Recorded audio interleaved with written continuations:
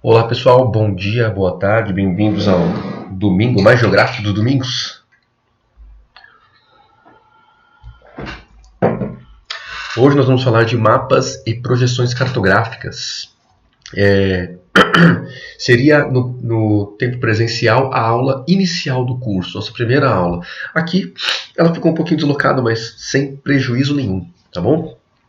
Vamos falar então sobre mapas, tipos de mapas, evolução dos mapas, como eles são feitos e vamos cair em projeções cartográficas, que é como que a gente consegue pegar um formato, por exemplo, pensando no mapa mundi, de um planeta todo que ele é levemente arredondado, né, um geoide, um elipsoide, enfim, levemente arredondado, como a gente consegue pegar uma forma quase um círculo, uma esfera, quase uma esfera, e botar num plano de papel. Quando você pega isso, você tem que fazer uma projeção, porque é impossível desenhar a esfera num plano. Vamos ver como que isso é feito e quais as implicações quando isso acontece, beleza? Vamos lá. Maravilha, pessoal. Primeira coisa, o que seria um mapa? Isso que está aí é um mapa? É, né? Temos aqui um planisfério político, isso quer dizer o quê? Dividido com as fronteiras dos países, tá? O mapa do IBGE, então é um mapa divulgado por um órgão oficial do Estado. Repara, pessoal, que os mapas têm coordenadas aqui, ó, os numerozinhos aqui em cima, lá embaixo, do lado direito e do lado esquerdo, tem coordenada, é um elemento obrigatório. Repara que ele tem um título, planisfério político, né? Ele tem as escalas aqui embaixo, tá bom? Tem até um zoom para a Europa aqui, que a Europa é um continente muito pequeno, então o mapa fica difícil de ver. Tem até um zoom aqui embaixo para a Europa. Tem uma legenda aqui, ó, que fala que os tracinhos azuis são rios e que os traços pretos são as divisas dos países. Então a gente tem aqui alguns elementos para caracterizar um mapa. Todo mapa tem que ter esses elementos, é obrigatório, tá? Esse aqui é um mapa? Também é, pessoal. Os mapas, eles têm temas. Mapas são temáticos. Você pode deixar um mapa de infinitas coisas. No caso, esse aqui é um mapa Brasil físico, do relevo do nosso país. O outro é um mapa de divisões políticas. Podia ser um mapa de divisão política do próprio Brasil também, dividindo os estados, por exemplo, ou os municípios, ou os bairros, tá? Não importa o tema do mapa, quem escolhe é quem faz, tá bom? Então quem escolhe o tema do mapa é quem faz. E olha só, temos os mesmos elementos aqui, ó. Temos o título, temos as coordenadas que estão em azulzinho aqui, ó, mais discretas, né? Temos uma legenda, olha que maravilha. Temos aqui a escala e temos também aqui o norte, né? No outro não tinha o norte, eu que não vi. Eu não tô vendo o norte. É obrigatório ter o norte, tá? Mas esse aqui, na verdade, a gente está vendo o mundo inteiro, a gente sabe para onde é o norte, né? No caso, se você pegar uma parte menor do planeta, o norte tem que estar indicado, tá bom? Isso aqui é um mapa? Não. Olha só, repara aqui. Tem o título, né? Percurso de casa até a escola. Ele vem, ele dá um looping, ó, muito louco, chega aqui na escola, né? Não é um mapa, tá? É um croquis, é um desenho, é um esboço de uma representação espacial, mas não é um mapa porque não tem os elementos de mapa, título, coordenadas, legendas, escala. Tem que ter essas coisas para ser um mapa, tá bom? Então o mapa é uma representação visual que apresenta algumas características básicas, os mapas, né? Título, tá ok, tem que ter, né? Orientação, norte, sul, leste, oeste, beleza, tem que ter no mapa, aí ele está sendo um mapa, né? Escala, relação da proporção entre o real e a representação, tem, beleza, então ele está sendo um mapa. Legenda, tem que ter, obrigatório, tem que ter, está sendo um mapa. Fonte, tem que ter, tem, ok, tá ok, então ele está sendo um mapa, tá? O que é a fonte? É de onde tu tirou a informação, no caso lá, relevo do Brasil, por exemplo, veio do IBGE, pode ser que veio do IBGE, pode ser que veio de alguma outra fonte que fez o levantamento e você usou os números que o cara levantou para fazer o seu mapa. Então essa aqui é a fonte, tá bom? Maravilha, vamos lá. Só que a história dos mapas, ela não é agora recente. A gente vê esses mapas do Brasil, mapa mundo, fala, que bonito. E como é que era há 1000 anos atrás? Como que eram os mapas há 100 anos atrás, 200 anos atrás? Eles eram iguais aos que eram hoje? Com certeza não, eram muito diferentes. Primeiro, por quê? O jeito de fazer era muito diferente. Hoje a gente usa satélite, hoje a gente usa avião, e a gente consegue ter fotografias aéreas, consegue ter imagens de satélites do mundo todo. A gente consegue ver o contorno dos continentes, as ilhas. E há 200 anos atrás, há 100 anos atrás, que não tinha satélite e os aviões mal estavam voando por aí. Como é que eram feitos os mapas? Então, o jeito que se faz o mapa, claro, vai fazer ele mudar. E outra coisa, o conhecimento do mundo. Pessoal, a Antártida foi descoberta há pouco tempo. As Américas foram descobertas há pouco tempo. Estou pegando assim no tempo histórico da nossa humanidade, né? Descobertas pelos europeus. Já tinha gente aqui, né? Então, dependendo também de como você conhece o mundo, é o que você bota no mapa. Você não bota no mapa coisas que você não conhece, que você não sabe que não existe. Então a gente vai ver aqui a evolução dos mapas com o passar do tempo. Vocês vão perceber a mudança de coisas que aparecem nos mapas. Às vezes aparece na América, às vezes não, depende da idade do mapa. Vocês vão perceber a mudança do contorno dos continentes, como era muito diferente. Vamos ver. Bom, as primeiras tentativas de representar o espaço datam de mais ou menos 20 mil anos atrás. Olha só, aqui falta botar uma fontezinha, né? Mas eu tirei isso de um artigo, depois eu tenho que procurar melhor. Que são representações de constelações. Que o pessoal que estuda as pinturas rupestres, vê os pontinhos, e esses pontinhos batem com constelações, então eles interpretam como se fosse uma tentativa já de você representar alguma coisa do seu espaço. Tá? Eram também as primeiras representações, por exemplo, onde tem a caça, onde tem o rio, né? Locais com fontes de alimento, por exemplo, sempre foram muito importantes a serem identificadas. Tá? Até o tamanho da Terra foi calculado usando a cartografia, usando a geometria, na verdade, matemática bem básica. A gente podia até fazer isso, a gente fazia até em sala de aula, agora não vai rolar. Mas a gente calculava o tamanho da Terra ali na hora, do jeito que foi feito há séculos e séculos atrás. Tá bom? Pessoal, isso aqui é a representação espacial mais antiga que a gente conhece. É de uma escavação arqueológica lá na Turquia, tá? Uma vila, na verdade, um assentamento de seres humanos, o assentamento mais antigo de seres humanos que se tem notícia, que foi encontrado até hoje. A gente não sabe o nome desse lugar, mas ele recebe esse nome aqui, ó, que eu não vou saber ler em português, como é que se fala, mas é alguma coisa perto de Çatalhöyük, uma coisa assim. Quando você vê os vídeos do pessoal falando em turco, em inglês, eles falam uma coisa parecida com isso, né? Çatalhöyük. Então, lá tem um assentamento de seres humanos de mais de 6 mil anos antes de Cristo, isso quer dizer, mais de 8 mil anos atrás. É muito antigo. E eram várias casinhas quadradas, uma encaixada na outra, assim, fazia uma cidadezinha com uma casa grudada na outra. E eles encontraram lá essa representação aqui, ó, que é uma representação da própria vila.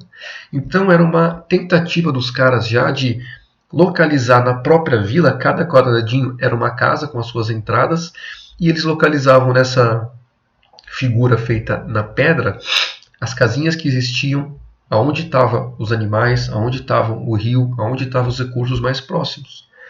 Então já é um mapa bem antigo, claro, bem arcaico, não tem coordenadas, não tem nada, mas é uma tentativa de representação espacial, tá bom? Para mostrar como isso tem importância na nossa vida desde antigamente. Hoje em dia você usa Uber, você usa Waze, você usa o GPS, e todos eles são nada mais que representações espaciais do que está em volta de você, que mostra o que é importante para você, que sei lá, é o posto de gasolina, é o shopping, é a casa do crush, é a casa da avó, a casa da mãe, é a tua casa onde você quer ir. Teu mapa mostra o que você quer. O mapa deles mostrava o que eles queriam e precisavam naquela época. Eles faziam na pedra com algum corante natural. Você usa o seu celular. E o seu mapa é feito com GPS. Os satélites estão lá em cima. Mas os satélites eles estão posicionados de acordo com as estrelas também. Então, na verdade, tudo está conectado. As coisas naturais ainda são usadas no mundo moderno para fazer os mapas. Tá? Eu acho isso uma maravilha. Tá?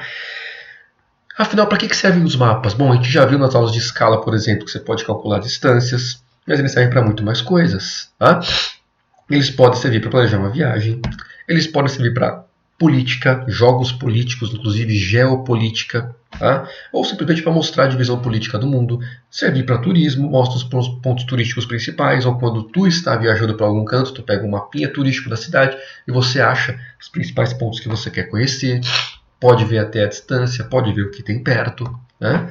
Calcula a distância, legal, como já comentamos com a escala, localização, onde é que eu tô? Onde é que eu tô? Eu estou aqui, né? E achar a casa do crush no Google Maps com certeza, tá? Então serve para muitas coisas. Além disso, muitas outras coisas também são utilizados os mapas, tá bom? E vamos lá para alguns mapas históricos, para vocês terem uma ideia de como eles foram projetados e como eles eram pensados. Olha esse mapa que maravilha, né? A gente tem aqui Europa. Nossa, absurdo, tem nada a ver com a Europa de hoje. Pois é. Ásia.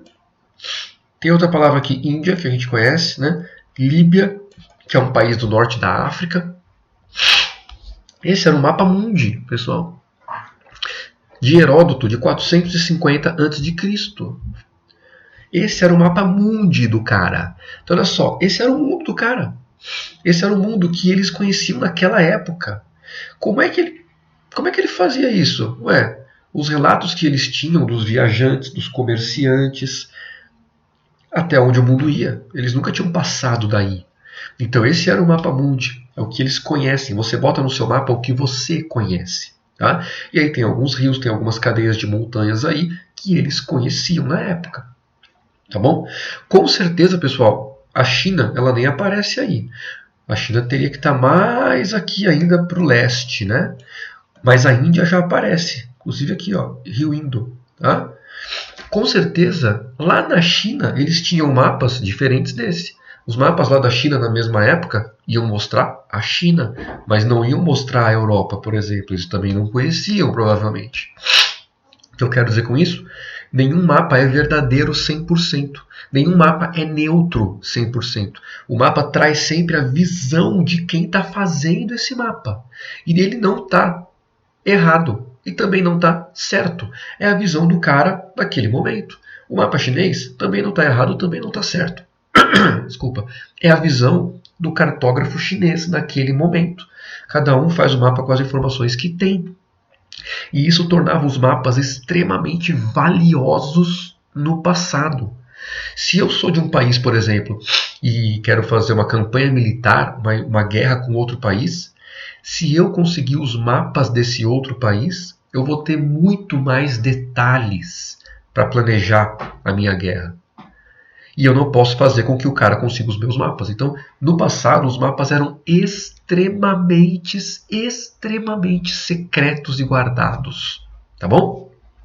Então, temos aí esse mapa mundi, olha só que coisa, né? A gente consegue ver a Europa aqui, já com alguns contornos bem definidos que nem os mais modernos, né? A Itália, conseguimos ver a Grécia, com várias ilhazinhas, a Turquia, a Península Ibérica aqui com Portugal e Espanha, né?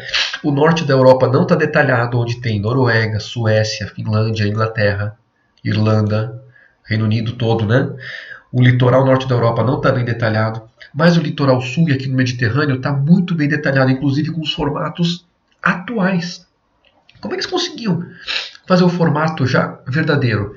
Pessoal, navegando e desenhando. O barquinho vai andando pela costa, ele vai andando pela costa e eles vão desenhando, pessoal. Olha só o trabalho. Tenta você desenhar o caminho da tua casa até a escola, vê se sai perfeito igual a imagem de satélite. Se sai parecido igual a imagem do Google. Aqui está muito parecido. Então olha a técnica que os caras tinham que ter para fazer os mapas. Olha, a arte era uma obra de arte, né? Esse já está melhor, apesar de também ser um mapa incompleto, apesar de ser um mapa mundi, mas já é aí do século, já é aí mais velho, né? 150 depois de Cristo. A gente vê também a Europa com um contorno bem melhor já, ó. A gente vê aqui a Península Ibérica, Portugal, Espanha. A gente vê aqui o norte da África. A gente vê aqui a Itália, né? A Grécia, a Turquia. Toda essa parte aqui, ó, é o Oriente Médio. Já está aqui, né? Então a gente vê aqui a Índia, né? E a gente já vê aqui o leste da Ásia também. Tá? Vê aqui o norte da Europa, já com Reino Unido, Irlanda. Então é um mapa que já tem mais detalhes, abrange uma parte maior do mundo, porque passou mais tempo, eles exploraram um pouco mais, né? Esse mapa aqui é um mapa chinês do ano 1100. Tá tudo escuro que ele é feito em cima de um bloco de pedra, tá? Mas aqui, ó, essa parte branquinha aqui, ó, é o contorno do continente. Essa parte mais escura aqui é o mar, tá? E onde tem esses quadradinhos brancos é a terra. Tem os rios desenhados aqui, né? Muito bem desenhados, aliás. E esse mapa aqui é muito legal porque ele já tem escala, olha só. É como se cada quadradinho desse medisse mais ou menos 500 metros. Então você conseguia calcular a distância com um mapa desse contando os quadradinhos. Claro que não é exato que nem hoje, mas já era um meio, para a época, muito moderno de você colocar isso dentro de uma representação espacial. Pô, muito legal, né? E aqui só pegava uma parte da China, tá, pessoal? Olha esse outro aqui, ó, já na época das navegações, 1513, um mapa europeu muito mais detalhado, com várias reentrâncias no continente, né? Muito importante para quem navega, para saber onde você vai ancorar o navio, onde é mais perigoso, onde é mais calmo, enfim. Quem já vê o norte da África com um detalhe muito melhor, litoral europeu com um detalhe muito melhor, inclusive com Reino Unido aqui e Irlanda, né? O norte da Europa já, a gente vê Dinamarca, ia ver até o litoral sul aqui de Suécia e Noruega. Então, bem mais detalhado. 1513, tá? Sem Waze, sem Google Earth. Olha esse mapa aí já é um mapa muito de pós grandes navegações. Então a gente já tem aqui a América do Sul, olha só. Temos aqui a América do Sul já. Então os europeus já tinham chegado.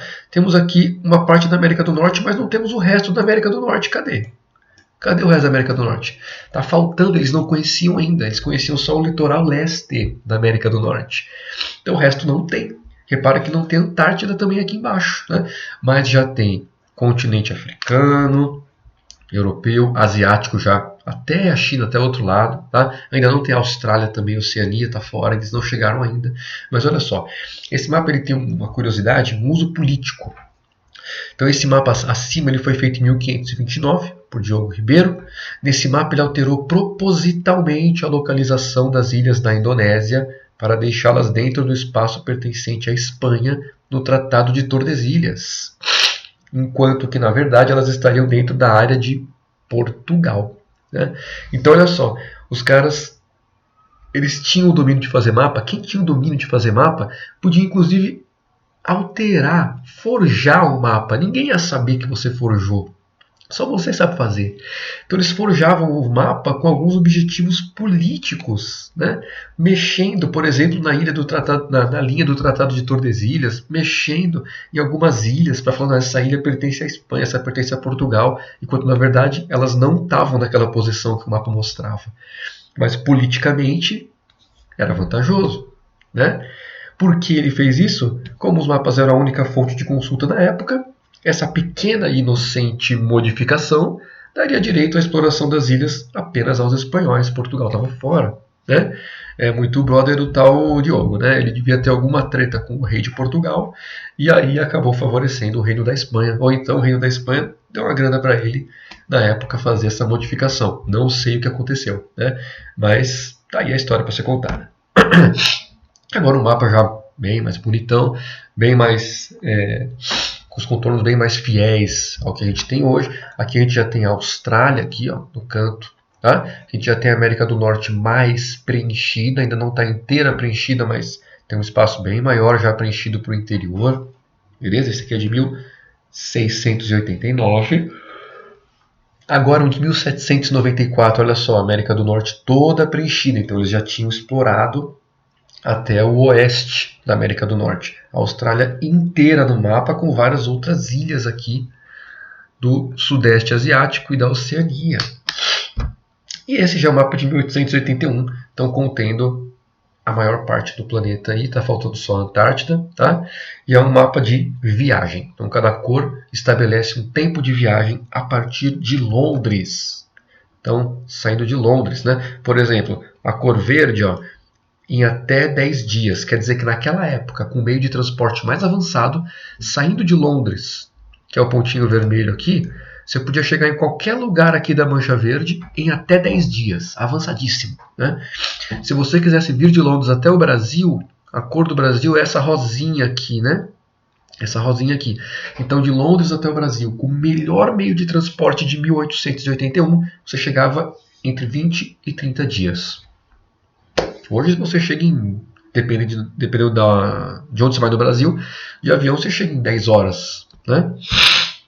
De Londres para cá. Então esse mapa não faz mais sentido. Mas é para vocês verem, pessoal, como que os mapas vão mudando com o passar do tempo, conforme você vai conhecendo o lugar e conforme a pessoa que faz. Tá? Imaginem agora fazer um mapa de Marte. É que agora a gente tem, para chegar em Marte, a gente tem tecnologia, a gente bota os satélites em volta de Marte e os satélites vão mapeando Marte para a gente. Mas imagina você chegando lá, num lugar que você não conhece. E você vendo o relevo de Marte tendo que desenhar. Fazendo uma exploração de Marte old school, né? Só na caneta e no papel. Seria uma reprise do que aconteceu aqui no planeta Terra. Uma cartografia que foi evoluindo aqui e evoluiria lá também. Ia ser muito legal fazer um estudo desse, né? Uma coisa que aparece bastante, pessoal, um recurso cartográfico que aparece bastante é a anamorfose. Anamorfose aparece nas questões, inclusive tem na lista que eu postei para vocês. Anamorfose é um modo especial de representar um mapa botando deformações nesse mapa. E aí as deformações elas vão acontecer de acordo com a informação. Você vai deformar mais o lugar, tipo, você vai aumentar ele mais se ele tiver uma representação maior daquela informação e você vai deixar ele bem espremido se ele tiver uma representação menor. Por exemplo, olha aqui esses exemplos laterais. Ó. Temos aqui o Brasil sem anamorfose, tudo bem? Formato tradicional. Agricultura familiar. Em qual lugar do Brasil temos mais agricultura familiar? Opa, olhando na morfose, é onde está mais inchado, né? Então a gente vê aqui na região sul tem bastante agricultura familiar, vemos que no Nordeste tem bastante agricultura familiar e vemos que na região Norte tem pouca, porque ela está muito menorzinha do que ela é. E as outras estão muito maiores, então onde está maior é onde tem mais da informação que o cara que fez quer passar. Para que serve isso? Ai, pessoal, mas fica super feio o Brasil, né? Mas para que serve? É para você olhar, bater o olho e já saber a resposta. A cartografia serve para isso, pessoal, os mapas temáticos. O mapa ele serve para facilitar a comunicação com o leitor. É muito mais fácil você bater o olho nesse mapa e já saber onde tem agricultura familiar em maior quantidade do que você botar um parágrafo. 1 ou 2 parágrafos escrito isso. Você olha nesse mapa, ele já resumiu. Esse que é o papel do mapa. Ele facilita a leitura, tá bom? Então olha só, população. Qual região do Brasil é a mais populosa, olhando pela anamorfose? Rapidinho você já vê. Sudeste é a mais populosa. Depois a gente tem o quê? Nordeste e Sul. Qual é a menos populosa? Região Norte, porque ela está mais ressecada aqui, né? Vamos ver outro aqui, ó. Olha só, esse aqui que também em destaque para a região Nordeste, ó. Mortalidade infantil. Onde temos mais mortalidade infantil? Nessa época que o mapa foi feito, região Nordeste está bem inchada, ou seja, a mortalidade infantil é maior aqui. Região Norte agora está até aparecendo um pouco mais, né, do que nos outros. E onde que está menor? Região Sul, região Centro-Oeste, região Sudeste tem um índice menor do que Nordeste e Norte, por exemplo. Tá? Vamos ver aqui, ó, número de veículos. Olha só, região Norte, parece uma veia, né? Bem poucos veículos. Região Sudeste do Brasil é onde a gente tem mais veículos. Depois, região Sul. Tá? Então é para isso que serve a anamorfose. Ele vai deformar o mapa de acordo com alguma informação que ele quer mostrar. Beleza? Olha só essa questão aqui. Ó. Temos 2 mapas. Um mapa sem anamorfose, aqui na parte de cima, e um mapa com anamorfose na parte de baixo. Né? Compare o mapa que representa os maiores países do mundo em área com o mapa anamórfico da população absoluta. Então aqui a gente tem os países, você vê o tamanho deles em área. Né? Aqui você vê a população absoluta na anamorfose, quantas pessoas moram no país. Quanto mais pessoas, mais inchado o país. Né? A partir da comparação, pode-se afirmar que os principais países que possuem as menores densidades demográficas são quais? Então, pessoal, é interessante a gente saber aonde estão os principais países do mundo no mapa. Tá? É interessante você localizar os principais atores globais. Estados Unidos, no nosso caso o Brasil, né? Já que a gente mora aqui. China, Índia, Rússia, Oriente Médio, a Europa, é interessante localizar eles no mapa. Porque numa questão dessa que não traz o nome dos países, mas nas alternativas ele pede os nomes, você pode se ferrar, tá bom? Então, por exemplo, ó, Estados Unidos, Brasil, é para todo mundo saber onde é o Brasil, né? Pelo amor de Deus, né? Índia é fácil, esse triângulozinho aqui entrando no mar, né? China tá aqui, ó. Japão, essa ilhazinha aqui, certo? Rússia, é esse país enorme em território aqui, né? Continente europeu, aqui, ó. Oriente Médio, tá? Então, o que é densidade demográfica? É a relação população-tamanho do território. Então, ele quer saber quais são os países com menor densidade demográfica. Ué, se tem uma densidade demográfica pequena, é que tem pouca população num território grande. Então, a gente vê os maiores territórios aqui na parte de cima. Rússia tem o maior território. China tem um território grande. Brasil tem um território grande. Austrália, que está aqui, ó, tem um território grande também. Estados Unidos tem um território grande. Canadá tem um território grande. Então são os países com os maiores territórios do mundo, né? A Argentina também tem um território grande, está aqui, ó. Tá bom? São os maiores territórios do mundo, certo? Se eu quero uma menor densidade demográfica, eu tenho que ver esses países grandes que têm pouca população. Legal, agora vamos lá para baixo, vamos ver quais deles estão muito espremidos na anamorfose. Putz, o Brasil não está tão espremido assim. Os Estados Unidos não está tão espremido assim. A China está enorme, a China tem uma população enorme, né? Mais de 1 bilhão de pessoas. A Índia também, olha só, está super grande, né? O Japão está enorme aqui, ó, muito maior do que ele é. O Japão tem uma população enorme também, tá? E aí para o território pequenininho ele tem uma densidade muito grande, então. Mas olha só aqui o Canadá, coitado, parece uma célula espremida, né? Muito espremido. A Rússia, não dá nem para ver a Rússia mais, coitado. Tá? Isso quer dizer o quê? A Rússia tem uma população muito baixa, o Canadá tem uma população muito baixa. Como eles têm territórios grandes, eles vão ter uma densidade demográfica baixa. Então a gente tem aqui Rússia, Canadá e Austrália, que está parecendo uma laranja espremida também aqui embaixo, ó, densidade super baixa. Então é assim que é usada a anamorfose, beleza? Unesp. Maravilha. Vamos ver agora as projeções, pessoal. Você pode projetar os mapas de alguns jeitos. Quando você passa ele do formato curvo para o formato plano, sempre tem uma deformação. Se você pegar a casca de uma laranja e tentar amassar na mesa para deixar a casca reta, ela vai se rasgar em alguns pontos. Então é impossível você desenhar aquele formato curvo em formato plano. Eu não estou falando de você fazer um desenho da laranja em 3D no papel. Estou falando de você pegar a laranja e desenhar ela como se ela estivesse toda aberta, ela em formato reto, plano. Para você fazer isso, você vai deformar algumas partes da laranja. Ou você vai rasgar ela, ou você vai dobrar. Então você tem que escolher como você vai deformar. E essas escolhas, claro, dependem do que você quer mostrar no seu mapa, tá bom? Então existem alguns tipos mais falados que a gente vê no ensino médio aqui de deformações. Vamos ver. Tem a deformação conforme, que olha só, o próprio nome diz forma, né? É uma deformação que você deforma tudo no mapa, mas você mantém as formas iguais. Os ângulos, né? Então, por exemplo, um mapa desse, ele pode deformar o tamanho do Brasil. Só que o formato do litoral, ele está mantido como correto. Então, por exemplo, para navegação, é muito bom, né? Agora você pode ter um mapa equivalente. Eu vou manter as áreas. Então eu posso esticar o Brasil para cima, esticar para o lado. Mas quando eu medir a área do território, vai ser igual à área real. Por mais que o formato esteja deformado, a área vai ser a real. Tá? Então temos o equivalente. Temos o equidistante, que aí já, o próprio nome já de distância, né? Mantém as distâncias iguais. Vai deformar o formato, vai deformar a área, mas a distância que você vai calcular a partir do seu ponto central vão ser as distâncias corretas. E temos um formato afilático, que não mantém porcaria nenhuma, né? Ela deforma um pouco de cada. Tá? É o mais usado para fazer os mapas mundis, porque quando você resolve manter uma das características, tipo a conforme, vou manter as formas.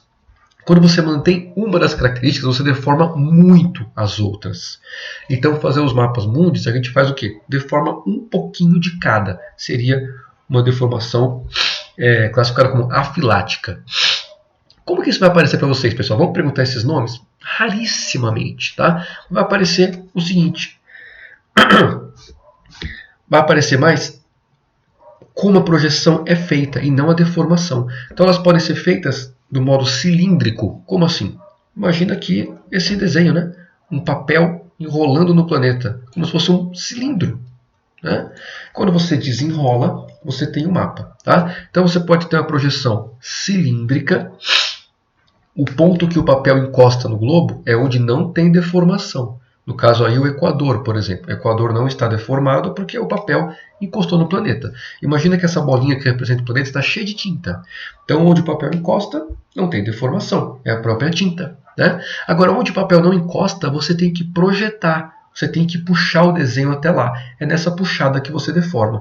Então você fazendo uma projeção cilíndrica desta maneira aqui, ó, com o Equador encostando no papel, tudo que está no Equador não está deformado. Tudo que está próximo do Equador está pouco deformado. Quanto mais longe do Equador tu vai, mais deformado está.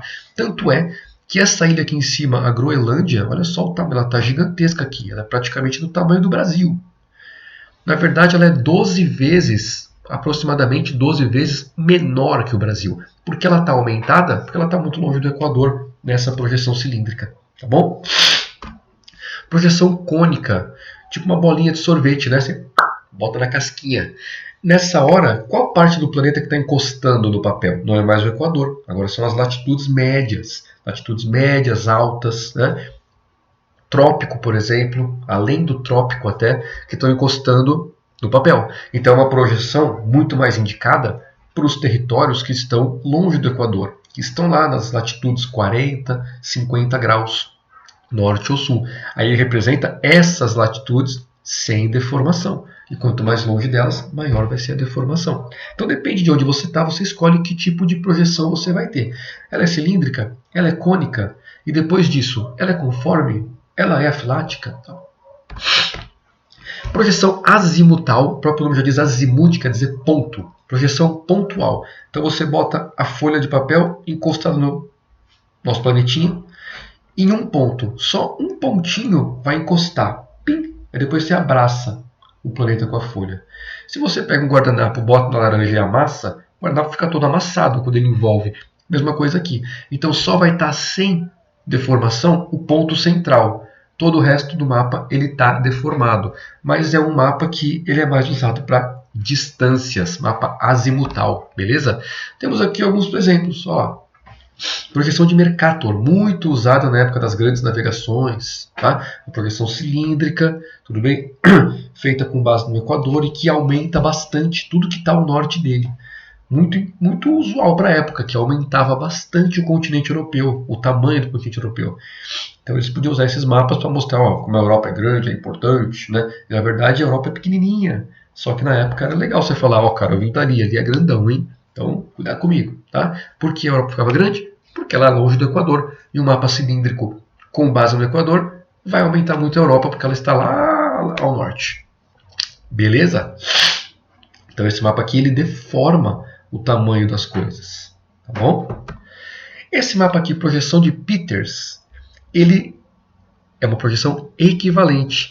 Ele vai tentar manter as áreas originais. Então, olha só, também é uma projeção cilíndrica, mas equivalente. E aqui é uma cilíndrica conforme. Aqui mantém as formas, mas aumenta o tamanho. Aqui não mantém as formas, distorce, estica, porém mantém a relação real de tamanho. Então olha só a Groenlândia aqui, o tamanho que ela está, exagerado, porém com os contornos do litoral certinhos, conforme. E olha aqui a Groenlândia, achatada, ou seja, a forma dela está esquisita, porém a área dela está muito mais, tá mais real. Olha só o tamanho dela em relação ao Brasil. Ela, na verdade, em área é muito menor que o Brasil. E aqui, se for pegar, ela está do tamanho da América do Sul toda. Entendeu? Essa que é o negócio.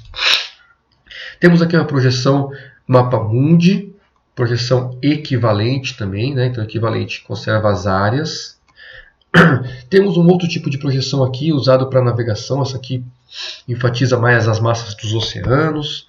Temos essa projeção azimutal, tanto a centrada no Polo Norte, usada inclusive no símbolo da ONU, né? Quanto uma centrada aqui em São Paulo, centrada aqui no Brasil, como é que ficaria o mundo. Então, é um mapa aí bem curioso. Né? E para fechar, temos um mapa mundi. Mas é um mapa mundi que a gente bate o olho e a gente acha esquisito. Porque ele está centrado na Ásia, no Oceano Pacífico. A gente vê os nossos mapas mundi centrados com o Oceano Atlântico no meio, Europa, América, porque é uma influência europeia. Aqui a gente tem o mapa mundi com Ásia, Oceania, Oceano Pacífico no centro. Tá errado? Não, pessoal, os mapas não são neutros. Os mapas eles trazem a visão de quem os fez, tá bom? Então, tá correto, a gente tem que ter uma visão crítica em cima dos mapas, tá? Depois vocês deem um clique nesse botãozinho, os slides estão lá no site, vou botar o link para vocês. Ele mostra um vídeo no YouTube mostrando como essas projeções deformam os países e continentes ao redor do planeta. É bem legal o vídeo, eu não vou botar aqui, senão os direitos autorais do YouTube vão cortar essa parte da aula, então nem vai adiantar. A gente bota o link e vocês assistem por lá, tá bom? Maravilha! E aí, para fechar, um mapa chinês mesmo, mostrando aquele estilo de mapa centrado no Oceano Pacífico, na Ásia, que eu mostrei para vocês na National Geographic. Esse aí, mapa chinês, todo dobrado, né? Usual para eles lá. Beleza? Temos aqui então a explicação e tal, e algumas questões que vocês podem se aventurar depois, tá bom? Pessoal, foi uma maravilha então, foi uma honra estar com vocês aqui. Nos vemos na próxima aula. Qualquer dúvida, vocês me procuram no Moodle, me procuram no WhatsApp. Beleza? Um grande abraço!